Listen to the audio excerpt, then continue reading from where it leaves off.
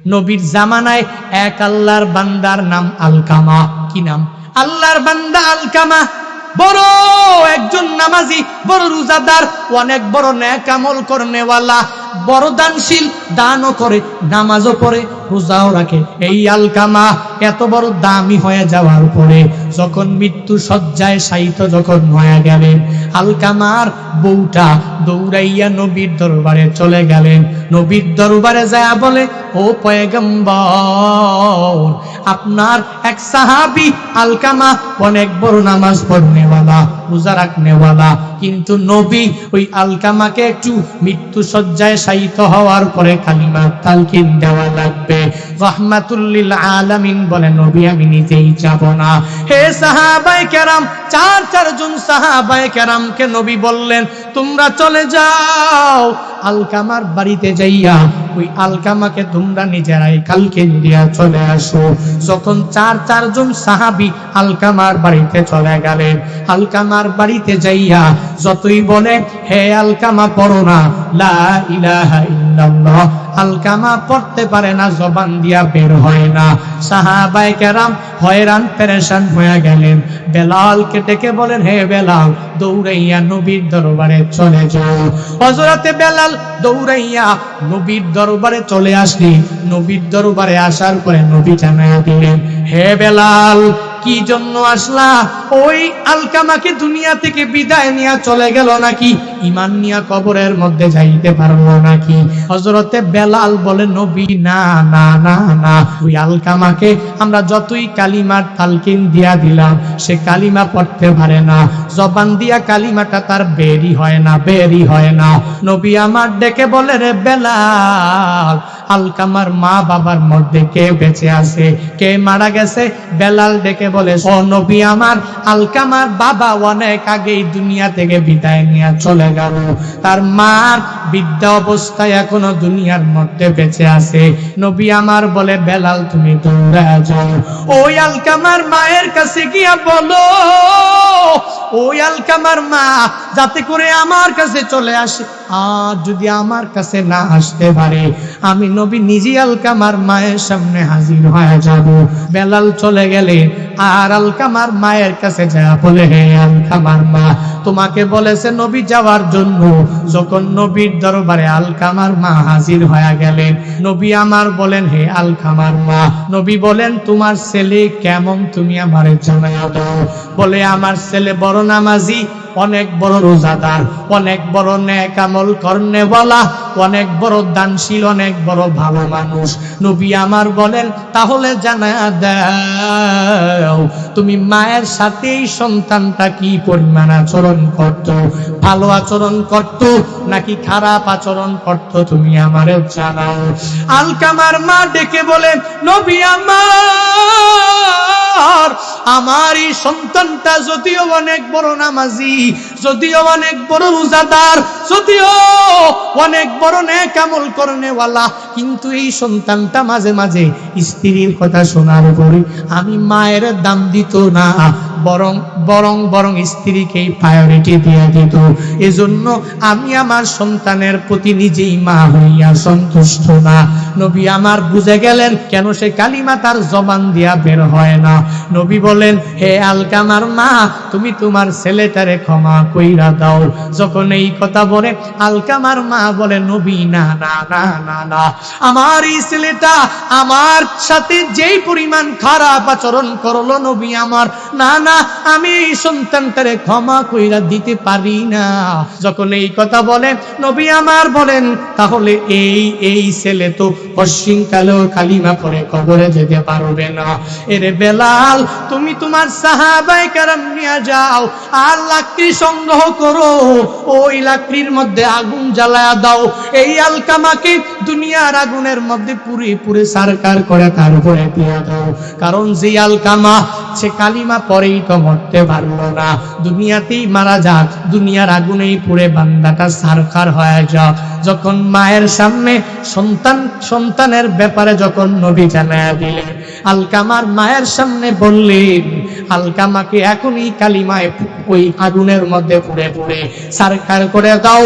আলকামার মা তো নিজে সহ্য করতে পারে না, কারণ মা হইয়া সন্তানটাকে তার সামনে আগুনের মধ্যে পড়বে, এটা কোনো মা কশিন কালেও সহ্য করতে পারে না। ওই আলকামার মা ডেকে বলে, নবী আমার এই সন্তানটা যদিও আমার মনের মধ্যে আঘাত দিয়েছে, কিন্তু আমার সামনে আমার সন্তানটাকে আগুনে পুড়ে ফেলবেন, আমি মা হইয়া বরদাস্ত করতে পারি না, আমি মা হইয়া মেনে নিতে পারি না। ও নবী যান, এই সন্তানটার জন্য আমি মা এত কষ্ট করলাম, যদিও মনের মধ্যে আমাকে অনেক কষ্ট দিয়ে ফেলল, তবুও এই সন্তানটারে আমি এখনকার মধ্যে এই সময়ের মধ্যে ক্ষমা করে দিয়া দিলাম। নবী আমার বলেন, ও বেলাল তুমি দৌড়ে যাও, এবার আলকামাকে গিয়া কালিমার তালকিন দেওয়ার জন্য বলো। হযরতে বেলাল দৌড়ে গেলেন, আর যা দেখে ওই সাহাবী আলকামাকে সাহাবায়ে কেরামরা যে বলে, হে আলকামা পড়ো না লা ইলাহা ইল্লাল্লাহ, লা ইলাহা ইল্লাল্লাহ, লা ইলাহা ইল্লাল্লাহ। ওই আলকামাকে নিজেরা বলার আগেই আলকামা নিজে কালিমা নিজেই পড়তে লাগলেন। এখন আর সবাই বলা লাগে না, নিজেই কালিমা পড়ে মৃত্যুবরণ করলেন। নবী আমার সব সাহাবায়ে কেরামকে নিয়া আমার নবী সাহাবীদেরকে বললেন, হে সাহাবীরা, এই আলকামা থেকে শিক্ষা নাও। দুনিয়াতে যত বড় নামাজি হয়ে যাও, দুনিয়াতে অনেক বড় রোজাদার হয়ে গেলা, অনেক বড় নেক আমল করনেওয়ালা তুমি হয়ে গেলা, তুমি অনেক বড় দানশীল বান্দাদের অন্তর্ভুক্ত হয়ে গেলা, যদি ওই মায়ের থেকে বদদুয়া নিয়া যদি চলো, ওই বাবার থেকে দোয়া নিয়া যদি চলতে না পারো, শুনে নাও ওই মা বাবাই তোমার জাহান্নামে যাওয়ার কারণ হয়ে দাঁড়াবে। আর নামাজ পড়ে রোজা রেখে নেক আমল করে যদি ওই মায়ের খেদমত করে মাটারে বিদায় জানাতে পারো, তোমার ওই মা বাবাই তোমার জান্নাতে যাওয়ার কারণ হয়ে দাঁড়াবে। খেদমতে মা দরপে দর কুন সুবহ শারম, তাকে বাসি দরদু আলম নিকোনা। খেদমতে মা দরপে দর কুন ইখতিয়ার, তাকে বাসি দরদু আলম বখতিয়ার। আলহামদুলিল্লাহিল্লাযী খালাকাল ইনসান ওয়া কাররামা ওয়া আল্লামাহু মিনাল বায়ানি মা লাম ইয়ালাম। ফাসুবহানাল্লাযী লা ইহসা ইমতিনানুহু বিল লিসানি ওয়ালা বিল কলাম। وأشهد أن لا إله إلا الله وحده لا شريك له، لا ضد له ولا مثل له ولا مثيل له. وأشهد أن سيدنا وسندنا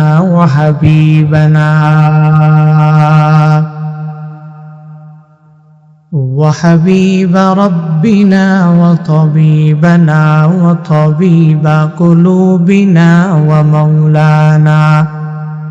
ومولانا محمدا عبده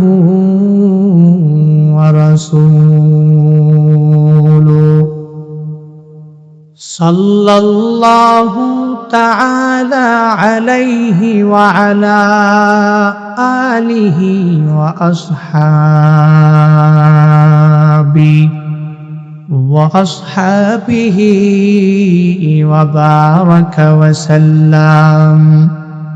وبارك وسلم تسليما كثيرا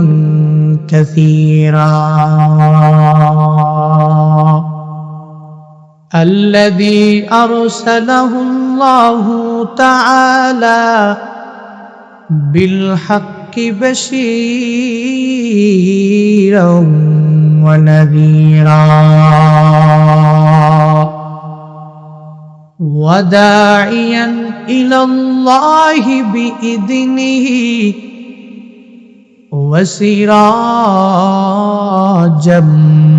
منيرا أما بعد فأعوذ بالله من الشيطان الرجيم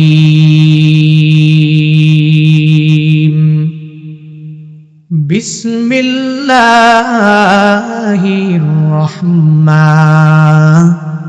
الرحيم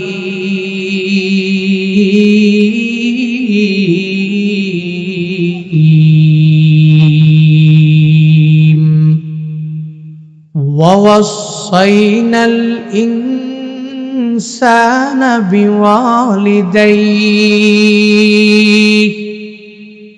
حملته أمه وهنا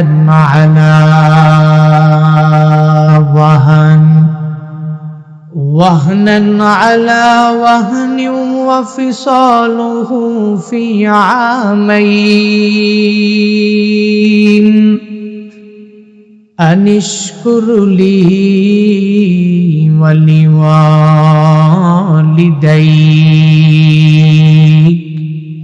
إلي المصير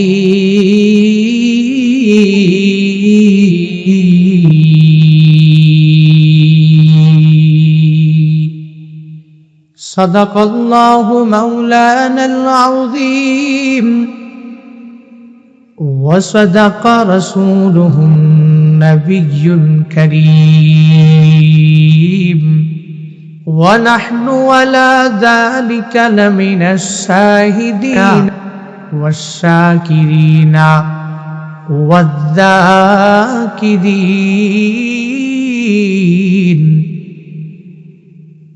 والحمد لله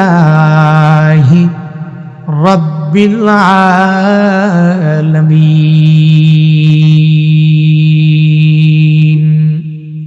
اللهم صل على محمد وعلى آل محمد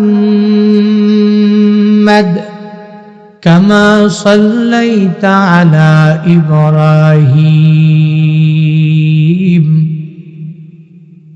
وعلى آل إبراهيم إنك حميد مجيد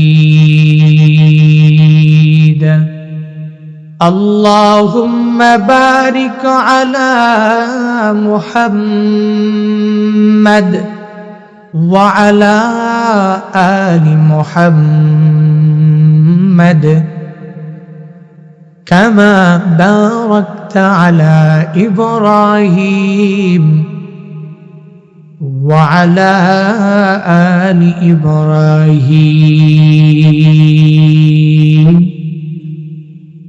إنك حميد مجيد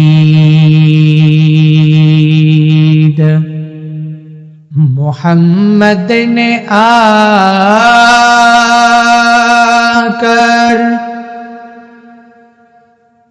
کفر کو مٹایا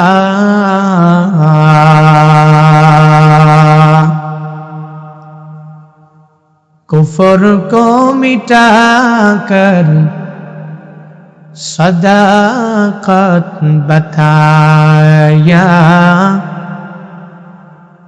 کفر کو مٹا کر صداقت بتایا بلغ العلا بکمالہ کشف الدجى بجماله حسنت جميع خصاله صلوا عليه وآله নামাজ রোজা সাইরুনা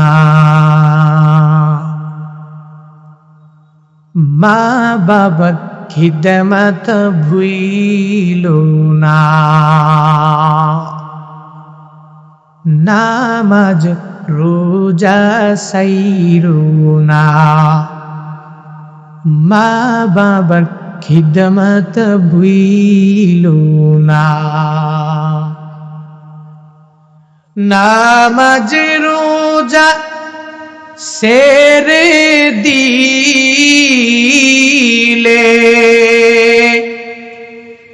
মা বাবার খিদমত ভুইলা গেলি, নামাজ রোজা সেরে দিলে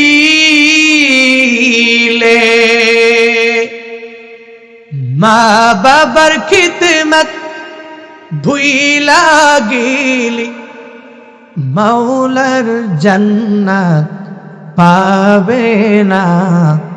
লা ইলাহা সুবহানাকা লা ইলমা লানা ইল্লা মা আল্লামতানা ইন্নাকা আনতাল আলিমুল হাকীম।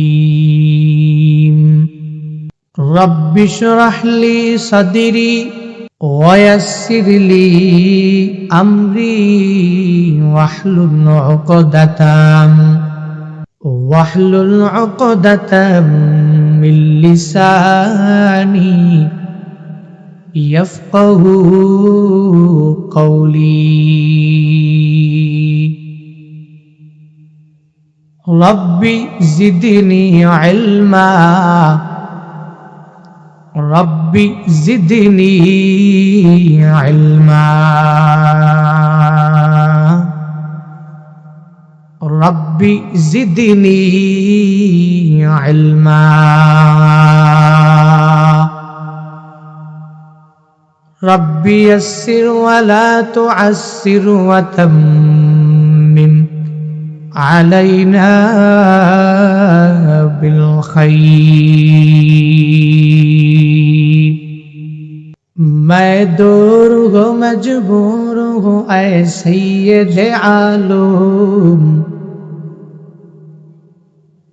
मैं दूर हो मजबूर हूँ ऐ सैयद आलम। दीदार दिखाते नहीं आवाज सुना दो, दीदार दिखाते नहीं आवाज सुना दो।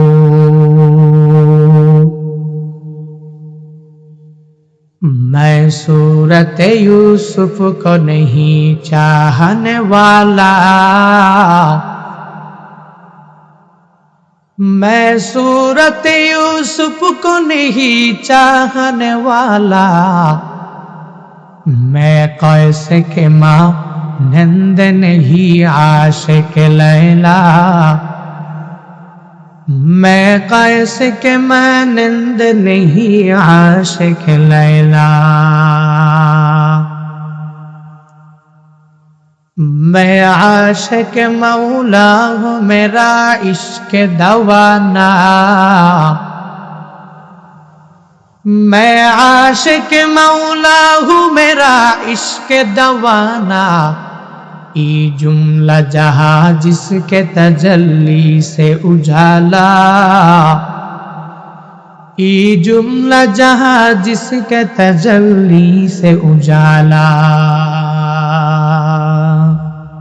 আমি অবাক হয়ে গেলাম, সেন্ট মার্টিনের মতো জায়গা যেখানে ঢাকা থেকে আগত, সারা দেশ থেকে আগত যত মহিলাদের বেহায়াপনা, অশ্লীলতা, কিন্তু আমাকে সেন্ট মার্টিনের লোকেরা বলতে লাগলো, হুজুর এই যে দেখছেন যত অশ্লীলতা, এই সব হচ্ছে আপনাদের ওদিক থেকে আগত, কিন্তু যত দেখবেন মহিলা পর্দা করে এবং তাদের মাথার উপরে দেখবেন ছাতি নিয়ে নিয়ে এরা বের হয়, এদের প্রত্যেকের হাতে একটা করে ছাতা, এবং এই ছাতা নিয়ে নিয়ে এরা পর্দা করে প্রত্যেকটা মানুষ, প্রত্যেকটা মহিলা ঘর থেকে বের হয়, ছোট থেকে বড় সবাই দেখবেন যতগুলো, এই প্রত্যেকটা সেন্ট মার্টিনে বসবাসরত লোকাল। আর যারা দেখতেছেন অশ্লীলতা আর বেহায়াপনায় ভরপুর, এরা কিন্তু সেন্ট মার্টিনের জন্ম না, বরং এরা টুরিস্ট, এরা এখানে ঘুরতে এসেছে এখানে এসে এরা অশ্লীলতাকে ছড়ায়। আমি বড় অবাক হয়েছি। তখন ওই দ্বীপের মানুষগুলোর প্রতি এক ভালোবাসা সৃষ্টি হয়েছে, তারা ইসলাম প্রিয়। এই জন্য এই নাম এ শোনা আপনারা মৃত্যু পর্যন্ত প্রত্যেকটা বান্দা ধরে রাখতে হবে। ইসলাম প্রিয়, আমি একজন মুসলিম তাওহীদি জনতা আর অন্তর্ভুক্ত। এ কথা কি দামি না কম দামি? হিন্দু প্রিয় বলা হয়নি, খ্রিস্টান প্রিয় বলা হয়নি, কি বলা হয়েছে? ইসলাম প্রিয়। এটা এমন একটা ধর্ম যে ধর্মের ব্যাপারে আল্লাহ নিজেই বলেন ইন্নাদ-দীনা ইনদাল্লাহিল ইসলাম। আল্লাহর নিকট ইসলামই হচ্ছে একমাত্র, শুধুমাত্র, কেবলমাত্র, একমাত্র আল্লাহর কাছে এটাই হচ্ছে অ্যাকসেপ্টেড রিলিজিয়ন। বাকি ইসলাম ছাড়া যতই আছে, হিন্দু বলেন, খ্রিস্টান বলেন, বৌদ্ধদের ধর্ম বলেন, যাই বলেন, ইসলাম ছাড়া যত ধর্ম আছে একটা ধর্ম আল্লাহর কাছে গ্রহণযোগ্য। আমার নামের সাথে ট্যাগ লাগায় দিল ইসলাম প্রিয়। এটা বড় দামি একটা ওয়ার্ড, দামি এক শব্দ। এই শব্দ আমি মৃত্যু পর্যন্ত নিজের সাথে লাগায় যদি চলতে পারি, তো আমি তো মাকবারায় যাওয়ার পরে যখন ওই মুনকার নাকির আমাকে বসে সওয়াল করবে মা দীনুক, তো আমি যে ইসলাম প্রিয় ছিলাম, আমি তো লাভ দিয়ে তখন বলতে পারবো দীনি আল ইসলাম, আমার ধর্ম হলো ইসলাম। ঠিক কিনা? ইসলাম প্রিয় এই ট্যাগ নিয়া আল্লাহ প্রত্যেককে মৃত্যু পর্যন্ত চলার তৌফিক দান করুন। সকলে হরিয়া আমিন। আরো জোরে পড়েন।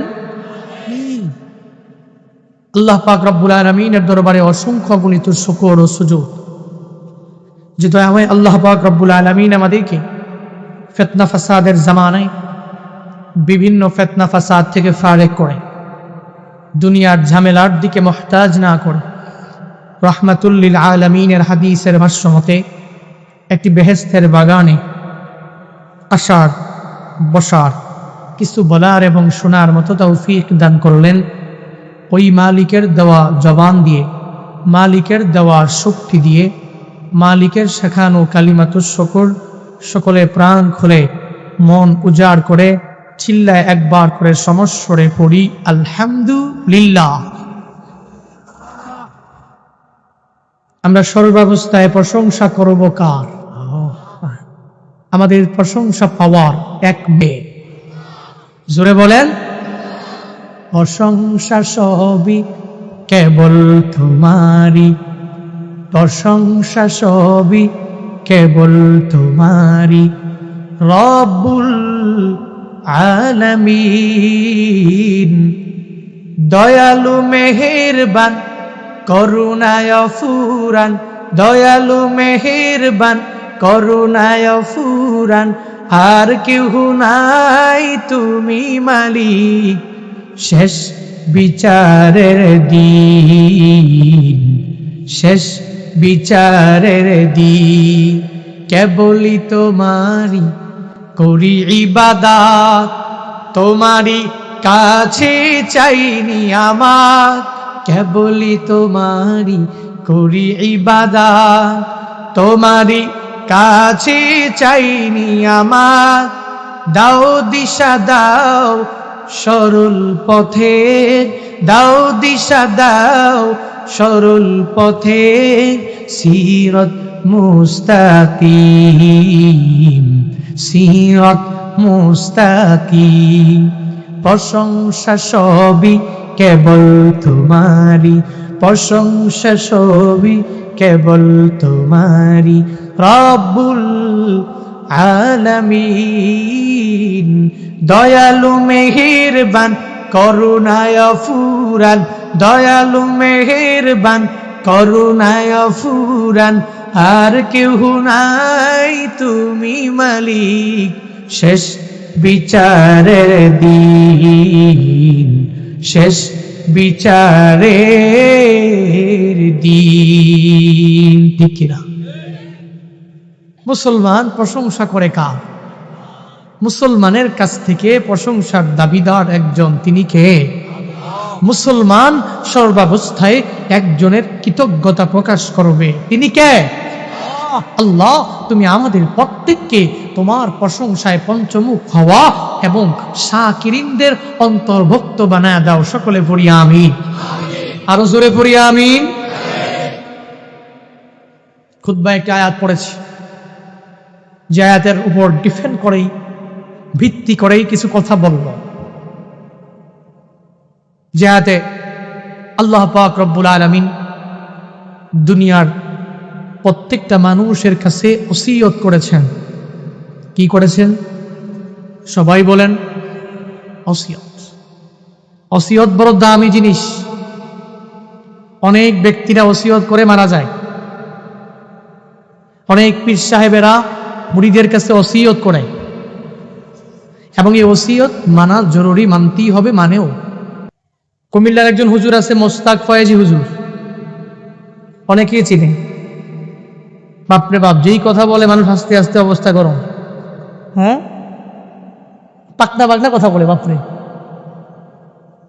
তো উনি বয়ানে বসেই বলে, আমার মাহফিলে আসা যাবে, বসা যাবে, ভালো না লাগলে শোয়া যাবে, কিন্তু উঠা যাবে না। ভিডিওটি ভালো লাগলে চ্যানেলটি সাবস্ক্রাইব করুন এবং পরবর্তী ভিডিও পেতে আমাদের উপরে থাকা বেল আইকনে চাপ দিন। ধন্যবাদ।